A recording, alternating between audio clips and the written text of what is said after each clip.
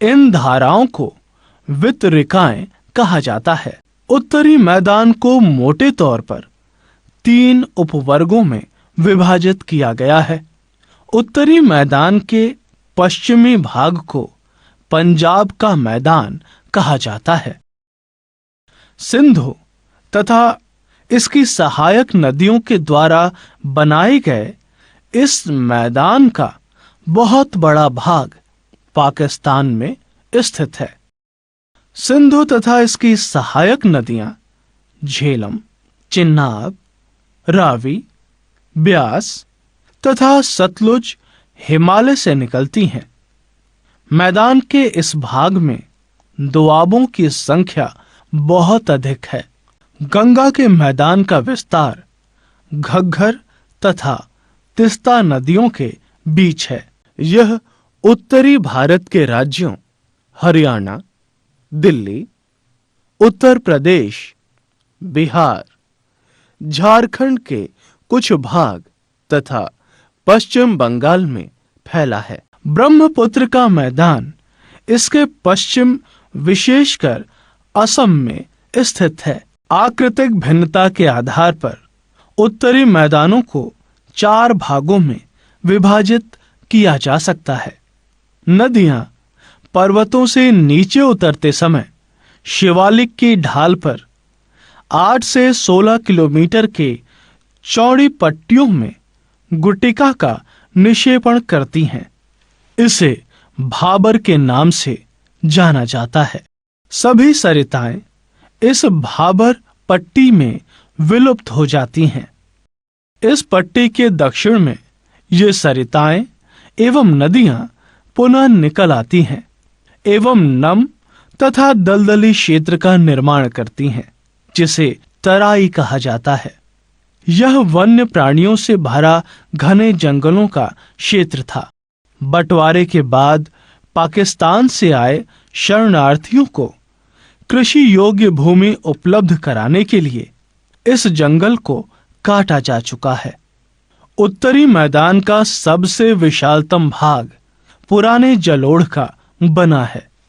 वे नदियों के बाढ़ वाले मैदान के ऊपर स्थित हैं तथा वेदिका जैसी आकृति प्रदर्शित करती हैं। इस भाग को भांगर के नाम से जाना जाता है। इस क्षेत्र की मृदा में चूनेदार निक्षेप पाए जाते हैं, जिसे स्थानीय भाषा में कंकड़ कहा जाता है। बाढ़ वाले मैदानों के नए तथा युवा निक्षेपों को खादर कहा जाता है। इनका लगभग प्रत्येक वर्ष पुनः निर्माण होता है, इसलिए ये उपजाऊ होते हैं तथा गहन खेती के लिए आदर्श होते हैं। प्रायद्वीपीय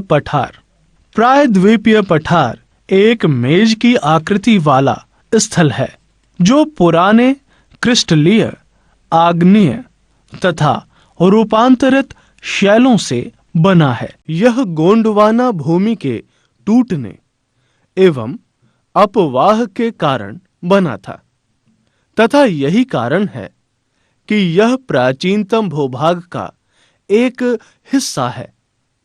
इस पठारी भाग में चौड़ी तथा छिछली घाटियां एवं इस पठार के 2 मुख्य भाग हैं, मध्य उच्च भूमि तथा दक्कन का पठार। नर्मदा नदी के उत्तर में प्रायद्वीपीय पठार का वह भाग जो कि मालवा के पठार के अधिकतर भागों पर फैला है, इसे मध्य उच्च भूमि के नाम से जाना जाता है। मध्य उच्च भूमि दक्षिण में विंध्य श्रृंखला तथा उत्तर पश्चिम में अरावली से घिरी है।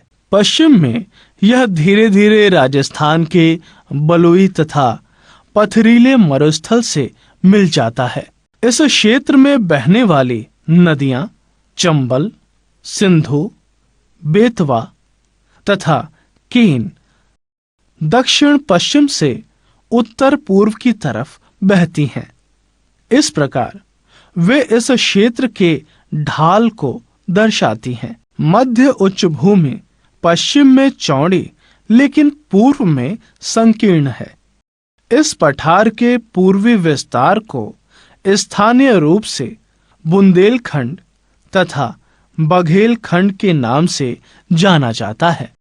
इसके और पूर्व के विस्तार को दामोदर नदी द्वारा अपवाहित छोटा नागपुर पठार दर्शाता है। दक्षिण का पठार एक त्रिभुजाकार भूभाग है जो नर्मदा नदी के दक्षिण में स्थित है।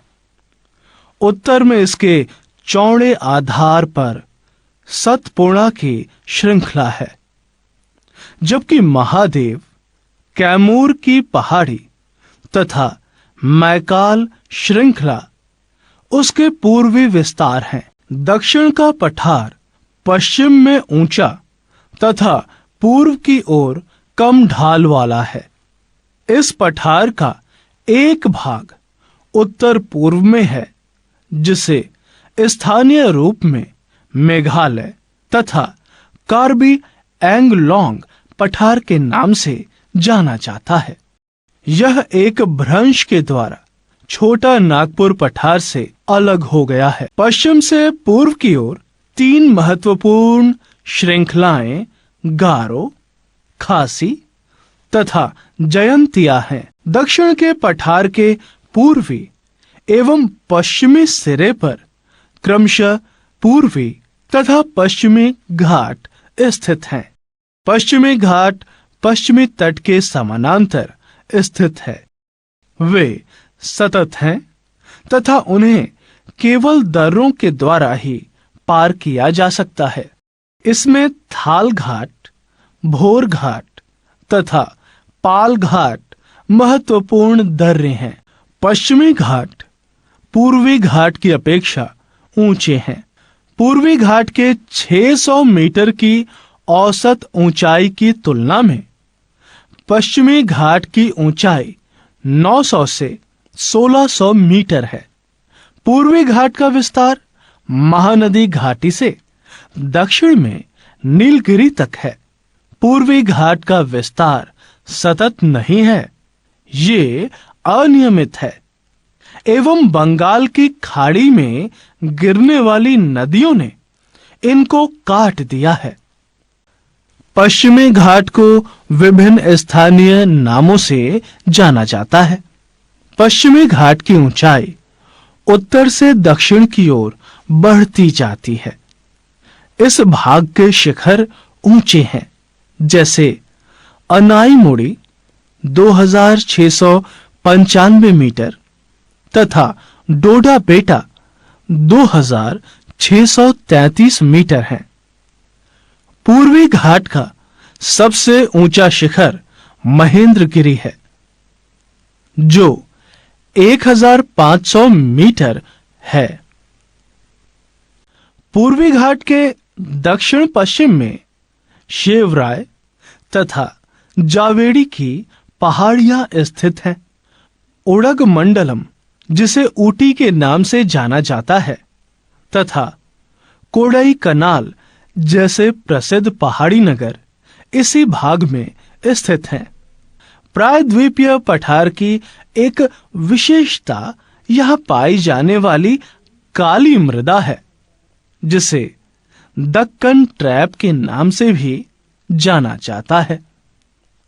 इसकी उत्पत्ति ज्वालामुखी से निकले शैलों से हुई है, इसलिए इसकी शैल आग्नेय है। इन शैलों का समय के साथ अपर्दन होने से काली मृदा का निर्माण हुआ है। अरावली की पहाड़ियां प्रायद्वीपीय पठार के पश्चिमी एवं उत्तर पश्चिमी किनारे पर स्थित हैं। ये बहुत अधिक अपर्दित एवं खंडित पहाड़ियां हैं। ये गुजरात से लेकर दिल्ली तक दक्षिण पश्चिम एवं उत्तर पूर्व दिशा में फैली हैं।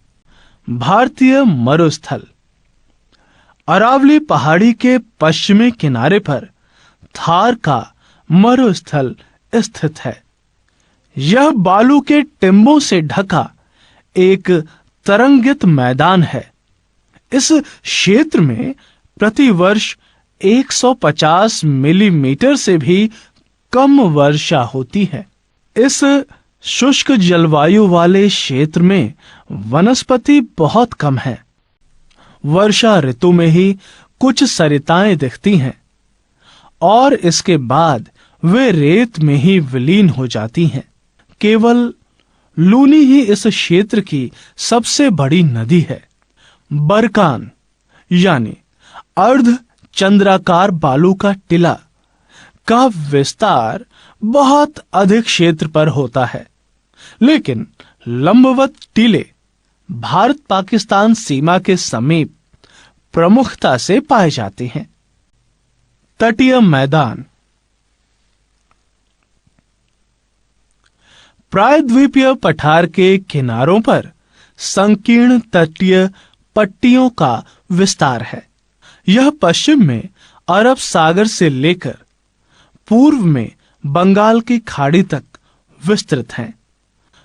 पश्चिमी तट, पश्चिमी घाट तथा अरब सागर के बीच एक संकीर्ण मैदान है। इस मैदान के 3 भाग हैं। तट के उत्तरी भाग को कोंकण यानी मुंबई तथा गोवा, मध्य भाग कन्नड़ मैदान एवं दक्षिण भाग को मालबार तट कहा जाता है। बंगाल की खाड़ी के साथ विस्तृत मैदान चौड़ा एवं समतल है। उत्तरी भाग में इसे उत्तरी सरकार कहा जाता है, जबकि दक्षिणी भाग कोरोमंडल तट के नाम से जाना जाता है। बड़ी नदियां जैसे महानदी, गोदावरी, कृष्णा तथा कावेरी इस तट पर विशाल डेल्टा का निर्माण करती हैं। चिल्का झील पूर्वी तट पर स्थित एक महत्वपूर्ण भूलक्षण है। द्वीप समूह। केरल के मालाबार तट के पास लक्षद्वीप स्थित है। द्वीपों का यह समूह छोटे प्रवाल द्वीपों से बना है। पहले इनको लकादीव, मानिकाय तथा एमिन दीव के नाम से जाना जाता था। 1973 में इसका नाम लक्षद्वीप रखा गया। यह 32 वर्ग किलोमीटर के छोटे से क्षेत्र में फैला है। कावारत्ती द्वीप लक्षद्वीप का प्रशासनिक मुख्यालय है। इस द्वीप समूह पर पादप तथा जंतु के बहुत से प्रकार पाए जाते हैं। पिटली द्वीप, जहां मनुष्य का निवास नहीं है, वहां एक पक्षी अभयारण्य है। अब बंगाल की खाड़ी में उत्तर से दक्षिण के तरफ फैले द्वीपों की श्रृंखला की ओर ध्यान दीजिए। ये अंडमान एवं निकोबार द्वीप हैं। यह द्वीप समूह आकार में बड़े, संख्या में बहुल तथा बिखरे हुए हैं। यह द्वीप समूह मुख्यतः 2 भागों में बांटा गया है। उत्तर में अंडमान तथा दक्षिण में निकोबार। यह द्वीप समूह निमज्जित पर्वत श्रेणियों के शिखर हैं। यह द्वीप समूह देश की सुरक्षा के लिए बहुत महत्वपूर्ण है। इन द्वीप समूहों में पाए जाने वाले पादप एवं जंतुओं में बहुत अधिक विविधता है। ये द्वीप विषुवत वृत्त के समीप स्थित हैं एवं यहाँ की जलवायु विषुवतीय है तथा यह घने जंगलों से आच्छादित है। विभिन्न भू आकृतियों विभागों का विस्तृत विवरण प्रत्येक विभाग की विशेषताएं स्पष्ट करता है, परंतु यह स्पष्ट है कि ये विभाग एक दूसरे के पूरक हैं और वे देश को प्राकृतिक संसाधनों में समृद्ध बनाते हैं। उत्तरी पर्वत जल एवं वन के प्रमुख स्रोत हैं। उत्तरी मैदान देश के अन्न भंडार हैं। इनसे प्राचीन सभ्यताओं के विकास को आधार मिला। पठारी भाग खनिजों के भंडार हैं।